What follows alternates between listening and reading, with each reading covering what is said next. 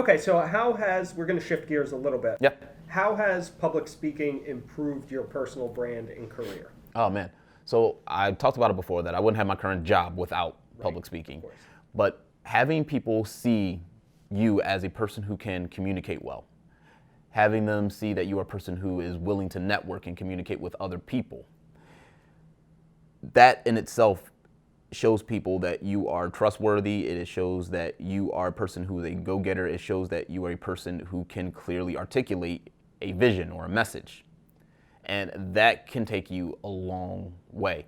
So it also helps set yourself apart from other people, because a lot of people aren't going to be willing to step up and speak out. I always say that there are many people in the world who cannot do what I do. And there are very few who can do it better. Right. Well, there's the old Seinfeld joke, right? That's that the number one fear is public speaking. So most people would rather be in the casket than doing the eulogy. Yep. Exactly. Which is hilarious to me. I think I'd rather be doing the eulogy, but it's obvious that the two of us don't mind a microphone so much. Yeah, I mean, I get nervous sometimes when I'm doing public speaking or when I'm getting ready to do even the podcast on occasion for some random reason, even though I've done it, at this point, several tens of times, not that many, but enough where I should feel pretty comfortable in front of a microphone. And there are times where I still get the jitters or butterflies in my stomach, or maybe it's the intermittent fasting that's doing it. I don't know. But on occasion, you get nervous. Actually, I'll talk about what makes me the most nervous, which I actually find kind of humorous now that I'm self-assessing to your point, right? Yeah. It's when we're in those like small networking meetings and we're doing the go around the room 30-second, what's been going on with your business or your elevator pitch or whatever it is. And as it's coming around, like the wave in a stadium, right? And I see it about 3 people over, I just start to get like butterflies and goosebumps and like kind of like, the sweaty palms and all that. And I just think to myself, like, what the hell? Yeah. I podcast all the time now. I talk to people at networking events. I never really have issues with keeping the conversation alive. But yeah, what advice do you have for both introverts and then separately for individuals who get nervous when they are speaking before an audience for the first time, or if they just have an issue where they get nervous all the time? What advice do you have? Yeah. So one thing I would say to introverts is that being a quality public speaker has nothing to do with introversion and extroversion. Although public speaking is perceived as a extroverted activity because you're putting yourself out there and sometimes it's in front of a lot of people. But I would say that public speaking is probably one of the best activities for an introvert. Because for me, it puts me in complete control.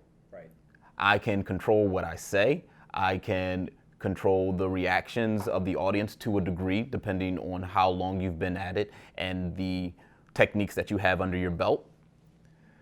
And they don't have to talk back. unless I specifically ask them to. So it's not necessarily a conversation, although I can be conversational in my delivery. Right. It's not an actual conversation. Now, where I get nervous are the conversations. Okay. And those more intimate scenarios, like you mentioned, networking events. And what I've noticed is I too get nervous around those situations. And I think it really stems from the fear of rejection. I now can, going back to my Toastmasters, I go in front of a Toastmasters audience and I have zero nervousness. And that's because I know that audience and I know I'm not going to be rejected by that audience. Right. But when you're in a different scenario, there's always that fear of, am I going to be rejected by these people? Yeah. Are they going to like what I have to say? Are they going to think I'm stupid? Are they going to think I'm lazy? Are they going to think something negative about me? Which, by the way, sorry to interrupt, Yeah. is the hashtag imposter syndrome. Yeah. Right? That's exactly what we're talking about here. So for those of you who are also struggling entrepreneurially with quote unquote imposter syndrome, this is right in the same, it comes from the same place. This is the exact same set of solutions. Yep. So go ahead. But yeah, it's just that fear of rejection, and that is why you get nervous. And then there's another side of nervousness just comes from, have you practiced enough? If you feel that you haven't practiced enough, or if you think you're forgetting your lines, then that's something that you can handle by just practicing more. Right. Wow, just brilliant right there, isn't it? But there is a certain level of preparedness that you can have that will ease your fears and ease your anxiety just a little bit. Right. But just know that it's just the fear of rejection. And most times, like 99.9% of the time, it is unfounded. There are people who are just going to support you no matter what. Mm-hmm. And most people will support you no matter what. There are going to be a very few people who will just totally be against you just because. Right, right. So you have to keep that in mind. And like I said, I always tell myself before I do any speech, just nail the opening. And that can be applied to any networking event. Just nail the opening. Just say hello to somebody. Right. Right, yeah, that's great advice, I think. And to that point, you hit on something that I agree with 100%, which is the more prepared you are, the less likely you are to get nervous, the less likely you are to get gun shy, because that part of it's been taken care of. Mm-hmm. You've done the reps, you've spent your time in the quote-unquote gym, and you don't have to do it. You have to find the ways that work for you. Exactly. Right? If you don't like the sound of your recorded voice, then video's probably not going to be better, because now it's recorded voice and you're staring at yourself. And while I agree with you that those tools are critically important, there are other ways. Just when you're home alone in front of the bathroom mirror, right? Just get up there and at first it is very awkward and weird, but if you can't talk to yourself, if you can't talk to yourself, then you're going to have so many problems. Yeah, but no, that's a good point, though. Maybe talking to yourself is a problem in and of itself, but that's a conversation for a different podcast. Yeah. And a lot of public speakers who are at the professional level or skilled public speakers, they will downplay the mirror technique or the mirror practicing. Right. And I say, no, that's great, because you can practice your facial expressions. Yeah. You can just practice looking yourself in the eye. And yeah, any practice works. You have to find the routine that works for you. And that's something that I always say. You have to find what fits for you. There is no such thing as the way. Yeah. It is a way. Right. Great point.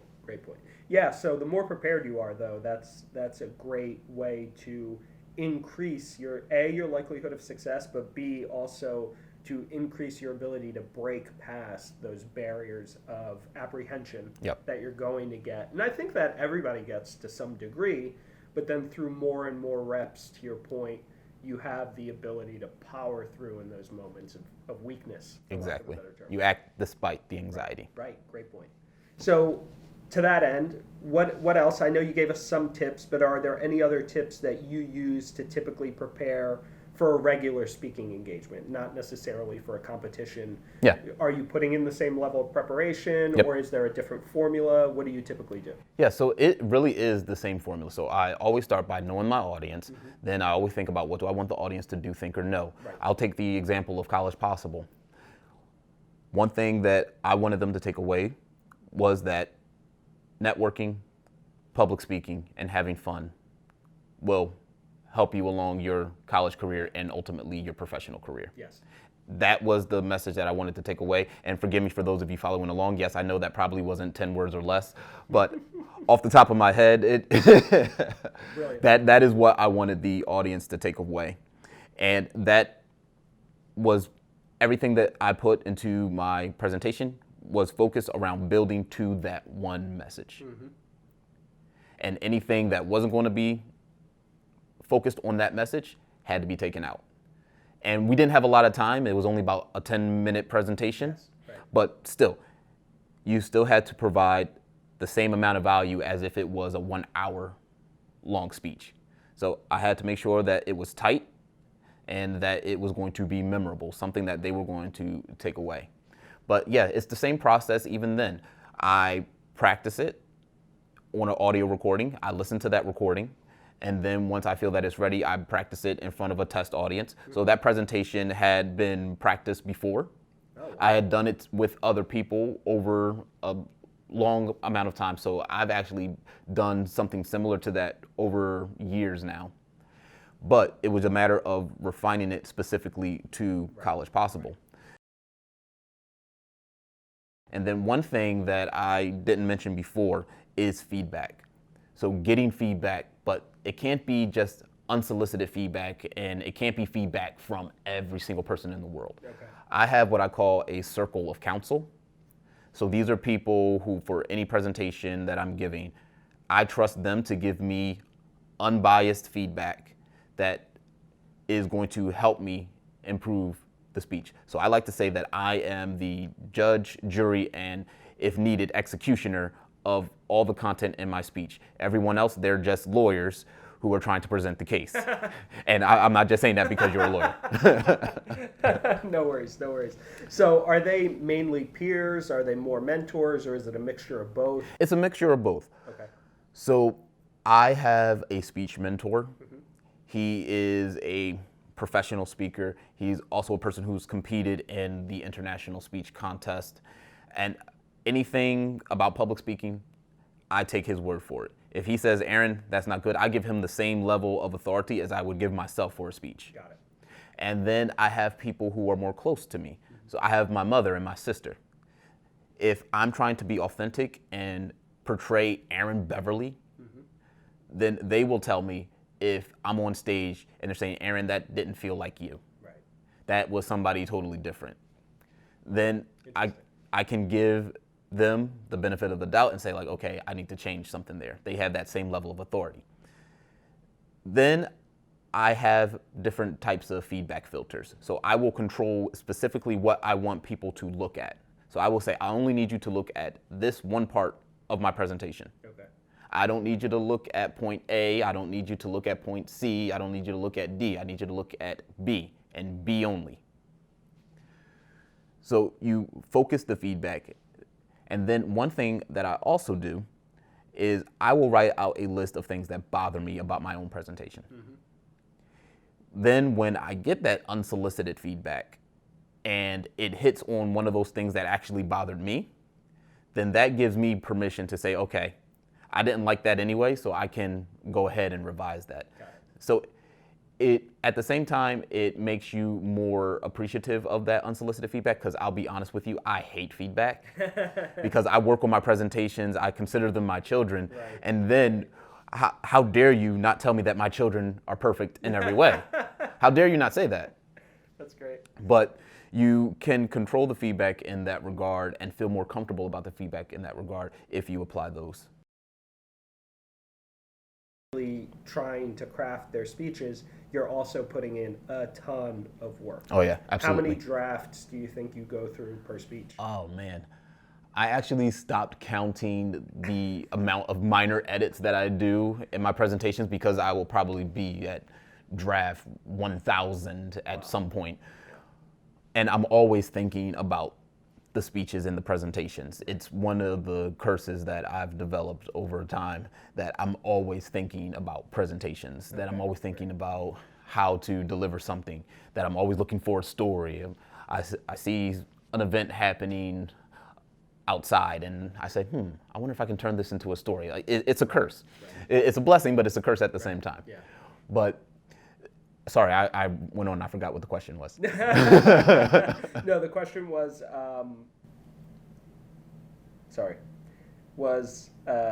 how many drafts do you how many drafts? Yeah, so yeah, I started going on. It's okay. So I don't really count the drafts anymore, but I do go through several different versions of the speech, and I will lock a certain version once I've given it in front of an audience. Okay. So let's say you never iterate after it's been done, or you do based on the audience that I do based on the audience feedback.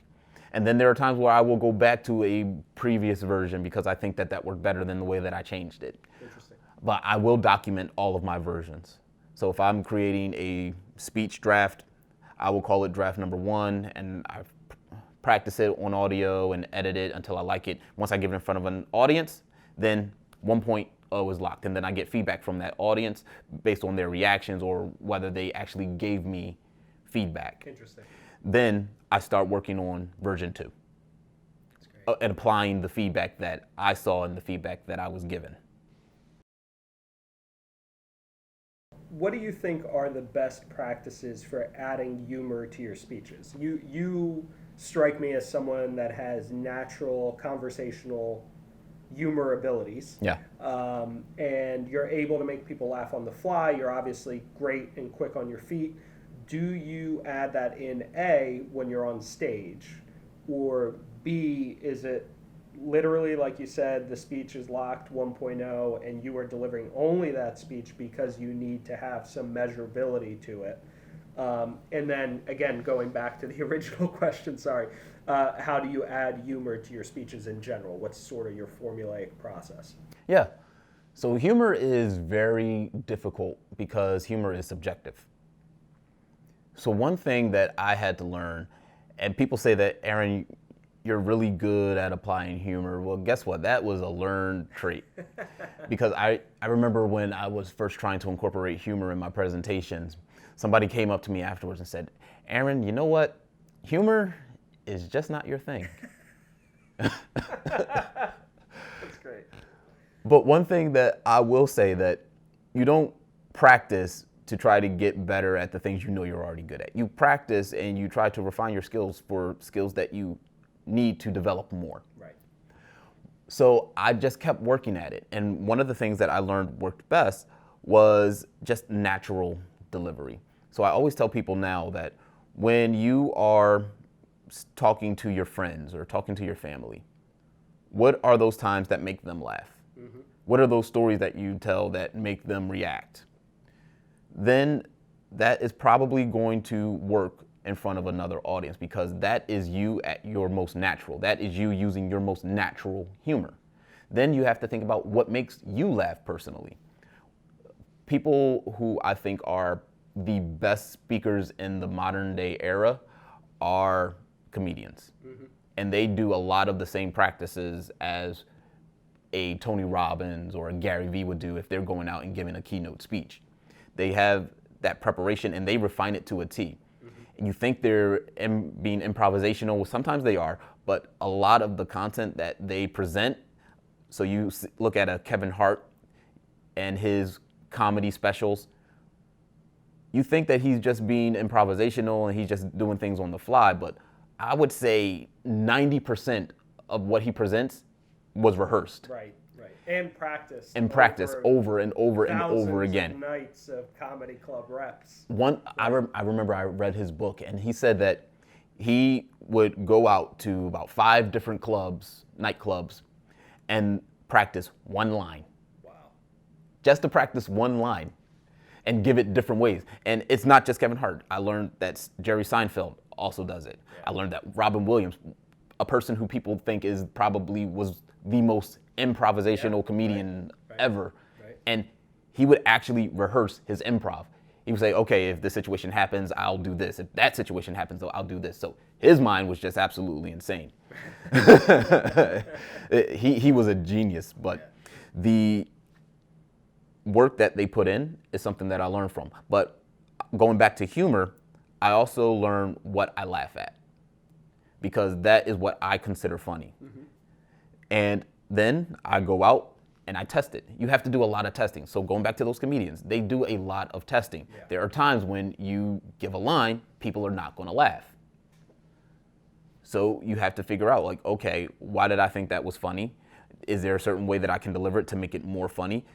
Is there a way where I can shorten the amount of speech that I give before giving that punchline? Right. Because that's the key.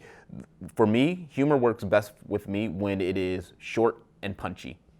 So I give as little as possible before getting to the punchline, and then once I give the punchline, people will laugh. The longer the sentence I put in before the punchline, the less likely it is that they're going to laugh, because you need to be quick. You need to get people's attention. And then one thing about humor is that a lot of humor comes from getting something that's unexpected. Mm-hmm. Mm-hmm. So going back to my World Championship speech, there is a line that I have. There's a character that I have. Her name is the Bus Lady of Doom. Yes, yeah, I remember this one already. And then I say that the Bus Lady of Doom will greet every passenger in the nicest way possible.